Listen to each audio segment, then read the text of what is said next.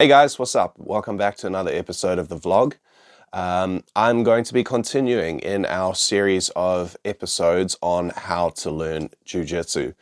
Last time I talked about note-taking, so if you haven't watched that yet, I recommend that you go and watch that episode so that you kind of understand this format, you understand what I'm trying to achieve with this mini-series, and also so that you get an understanding of the note-taking strategy, as it's going to play in a little bit with what we talk about today. Today's topic is match content, okay? So match study. And this can take a number of different forms. We can use it in a number of different ways. But primarily, when we talk about match study, what we are talking about is, watching historic matches of Jiu-Jitsu, whether that's our own, whether that's professional competitors or others' matches.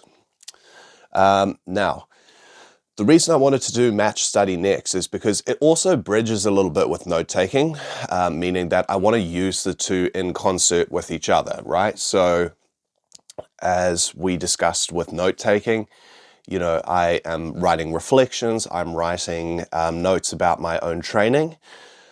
As I sit and watch match footage and I do some match study, some people, including myself, like to take notes while they're doing that. So I'm going to be discussing a little bit of the dynamics of that in the second half of this video. In the first half, I wanted to discuss about, how you could potentially go about finding matches, what matches you should watch, and how you should be looking at matches to gain the most information out of them. I guess let's start with a little bit of a history lesson here. But my first experience with match footage would have probably been back in 2012, actually. I just started Jiu-Jitsu. I was mainly just practicing the gi at a Gracie Humida gym in Dunedin. And we had a visit from the legendary Hoyler Gracie. He came on a seminar tour. That was really my first exposure to anyone, within the Gracie family, of course, but certainly anyone who'd competed at the highest levels of the sport. As we know, Hoyler is an ADCC champion. He's a MMA fighter, and essentially he's done a ton in the sport. If we go back to some of the Gracie Combatives videos, he's been in those. So absolute legend of the sport. So that was my first real exposure in a seminar. Now, how that comes to match footage, I suppose, is we were told not to ask about Eddie Bravo and 10th Planet, because I guess, it's a bit of a sensitive topic for him, or whatever the case was. Maybe the coach just didn't want those kind of questions coming up because it might reflect badly on us as students. I don't know. Everyone's a little bit different that way. But at the time, I didn't even know who Eddie Bravo was. I didn't know about 10th Planet. I didn't even really know about Nogi, honestly. So I was like, oh, that's interesting. Who's this Eddie Bravo guy, and why can't we ask about him? So as a typical, just like kind of curious student, I go home and I do a bit of a Google search, and up comes their second match at Metamoris.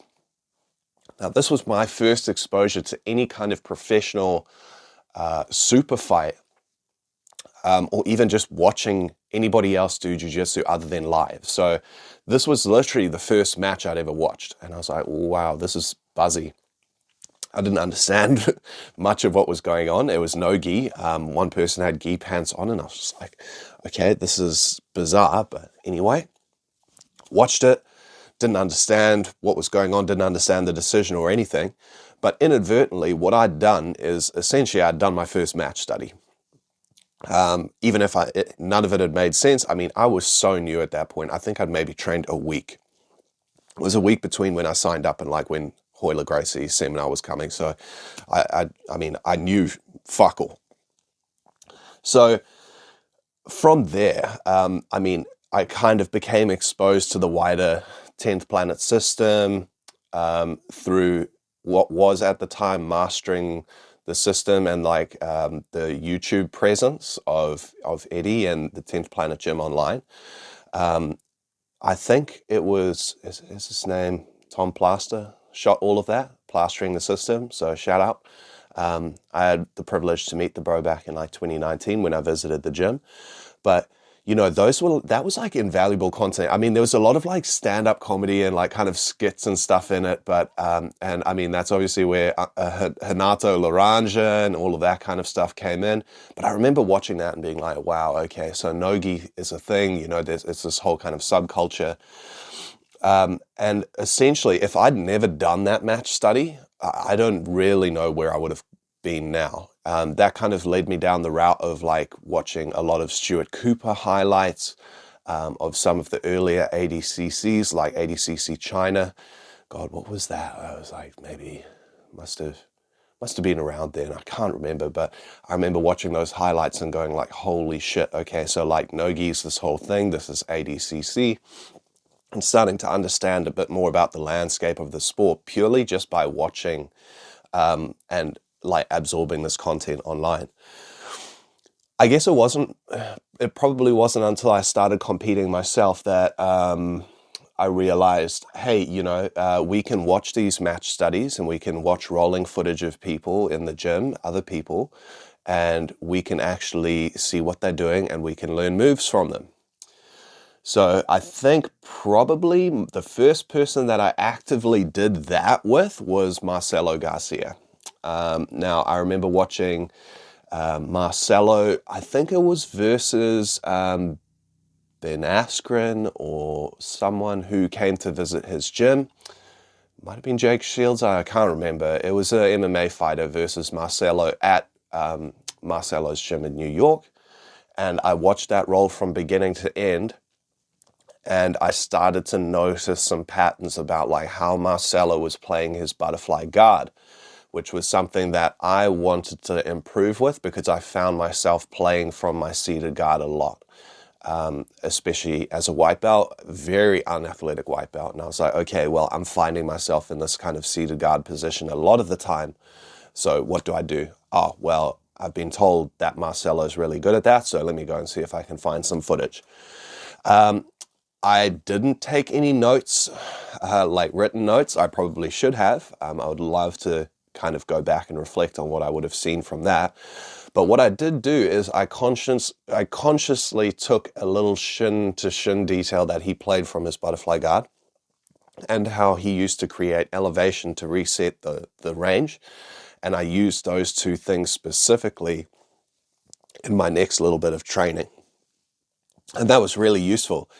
In itself, it wasn't a cure to any greater issue. I think it's really important to understand that when you are emulating a person's game that you've watched in video, you have to go and do it in physical form. Video form is one thing, but until you feel it and you interpret it and you see all of the ins and outs, all the failure points and the success points yourself, you're not really going to be incorporating that into your game. It's not going to be something you're synthesizing.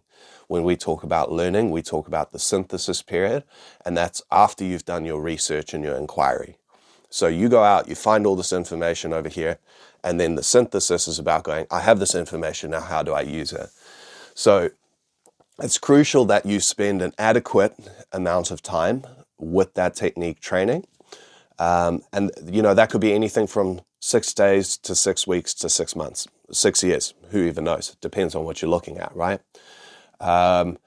So as you look at those, you may look at a specific match between two people, and you may be looking for specific things about your game, like I was in that case. I was trying to troubleshoot, hey, well, I know Marcelo has the best butterfly guard, best seated guard, so I'm going to go and look at him for these kind of solutions. That may not be the case. You may watch match footage and you may do some match study to recognize trends. Now, there are a number of good guys who already do this online, and one of the best examples that I can think of that does this is Less Impressed, More Evolved. Over at his channel, he does an immense amount of match study and interprets that in terms of trends, and he looks at patterns and high-level decision making when it comes to specific areas and certain case studies. So, pardon. I think he is one of the best that you could go and look at to see how you can do that yourself. If you don't have time, his interpretations are really, really useful if you don't have the time to do it yourself. So, really highly recommend Jake's channel. Then, another way that you can start to do match study is where you watch a specific competitor do their entire run from start to finish at a competition or a tournament, right? It was Jacob Driscoll who suggested this strategy to me when it came to one of my ADCC trials preparations. And his suggestion was to go and watch a specific athlete do their entire trials run and notice what trends came out. And that was really, really useful for me in terms of thinking about how to start studying a person's tactical and strategic approaches to an entire competition day. You know, not every match is a one-off super fight, especially when it comes to ADCC trials. You're going to have something like 4, 5, 6 matches in a day. Watching how a person who wins their bracket runs every match is a really, really solid way of understanding their technical approach, their physical output, things like what strategies and what techniques they're employing. So that's a really, really interesting way of doing it.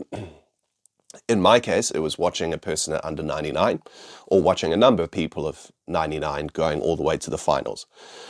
In your case, as the viewer, it might be finding a person who you are trying to emulate or someone at your own weight category and going, oh, well, this person's game is something that I'm really trying to emulate at the moment. Let me go see how they run this tournament and what strategies they use throughout the day. So, yeah, in terms of athlete emulation, I suppose my caution is that we need to understand that you can't be that person. Okay, so let's say I want to get a really good guard, so I'm watching like Lucas Kennard and Ari Tabak, Levi Jones-Daleri, or whoever it is, and I sit and I watch their run at a tournament, right? And I go, oh, you know what? I really want to play guard like Levi. Firstly, am I in the same physique as Levi? No, I'm not. I'm not in his body. Secondly, am I in his weight class? No, I'm not in his weight class. Thirdly, have I been training? Okay, no. So we need to contextualize it within ourselves as an individual. I'm not Marcelo, okay? I'm not any of these 99 athletes. I'm just myself. So what can I take from them that is going to translate best for myself and my physical body, my physical traits, my mental traits, and my game that I can employ? I'm not about to go crab ride and bolo the world. Personally, that's like not my game. I wish it was. It looks amazing. I love the finesse of it. But physically, my physical traits do not align with those that work to optimally perform that game, if you know what I mean. So, what can I take away? Oh, okay. Well, there's actually part of his De La Riva sweep or whatever it is that of the person I'm watching where I can replicate what they're doing and I can add that into my current game effectively. Okay, yes, I need to make adaptations because my limbs are a different length, I'm a different size, speed, whatever.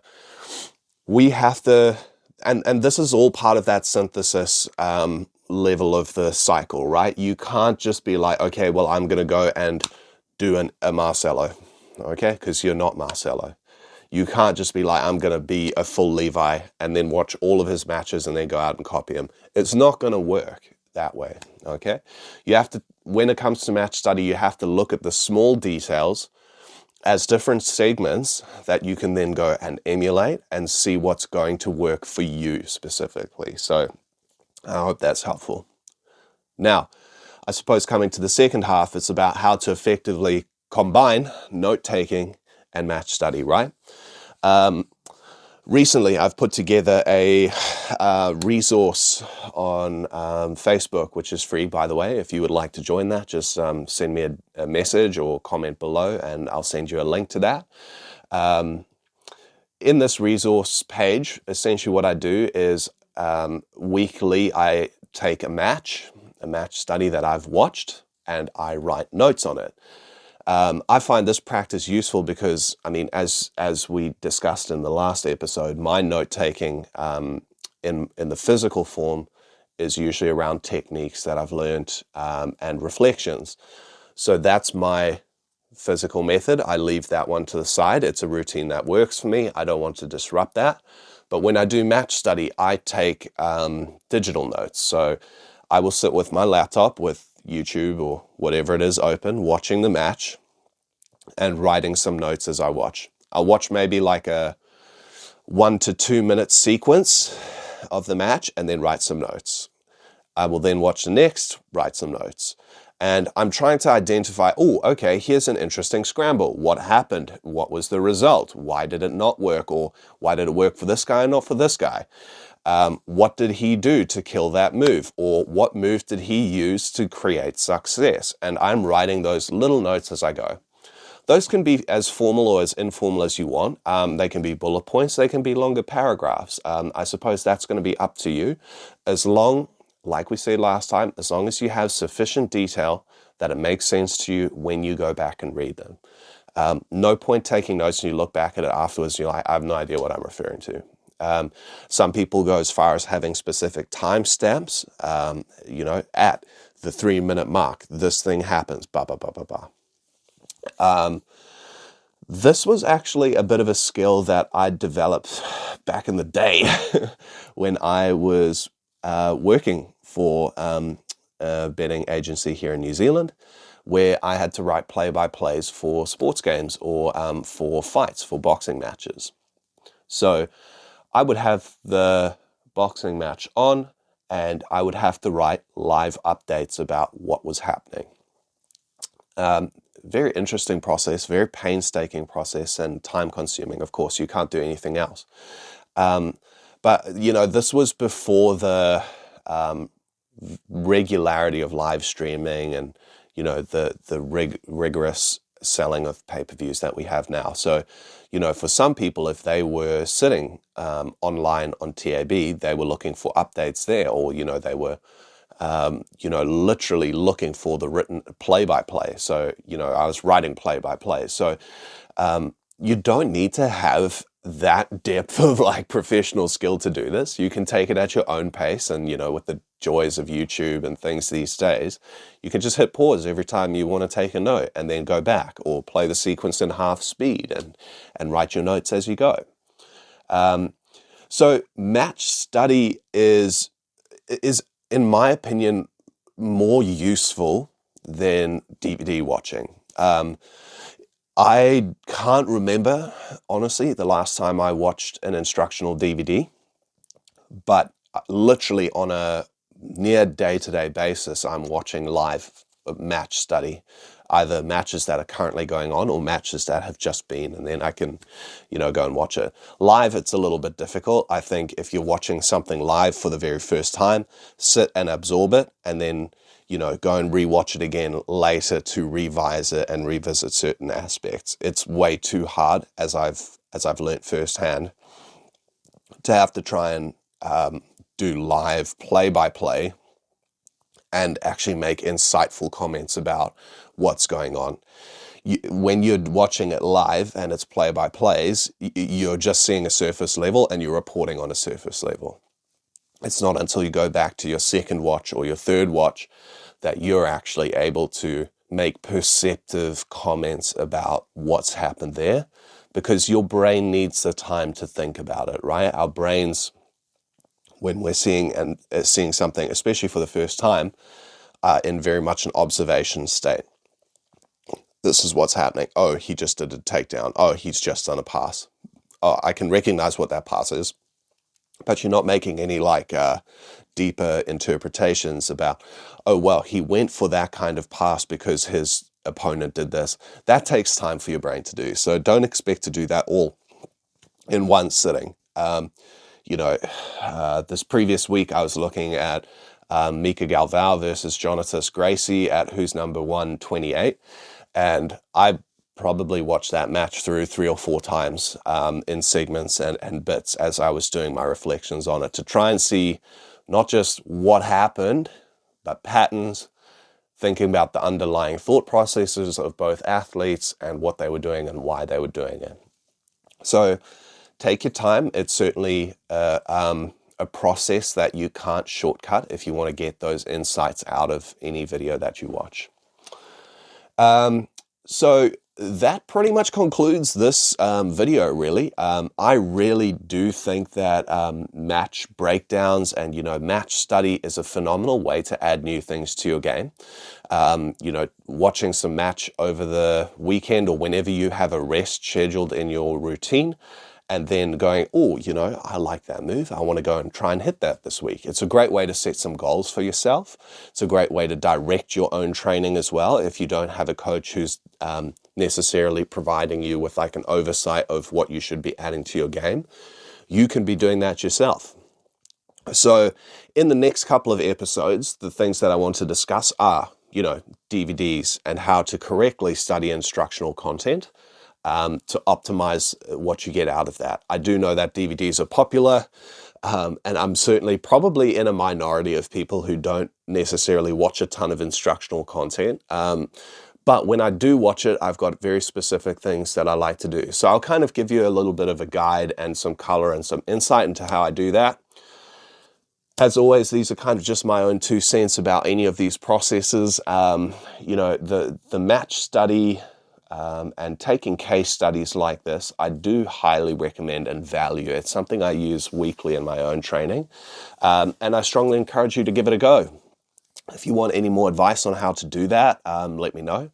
And if you'd like to join the resource page that I have on Facebook, where I do this on a weekly basis, it's free. I don't charge for it. I don't care about that. I also have a range of DVDs available on there for free, courteously supplied through someone's Google Drive. So we will discuss goal setting in future episodes, how to study DVDs, and I'm currently still thinking about a bunch of other topics as well that might be a bit more abstract or kind of esoteric, if you want to call it that, where we discuss some of the more kind of cranial ways in which you might approach learning in Jiu-Jitsu. So thank you very much for watching. I hope you've enjoyed this episode. Please, if you've got any questions or there's any strategies or techniques for learning and studying Jiu-Jitsu that you'd like me to go through with you, leave a comment below, and I'm more than happy to respond or even do a full episode on. And yeah, don't forget to like and subscribe and all of those things. So have a good day. Enjoy your training. Train safe and have fun. Cheers.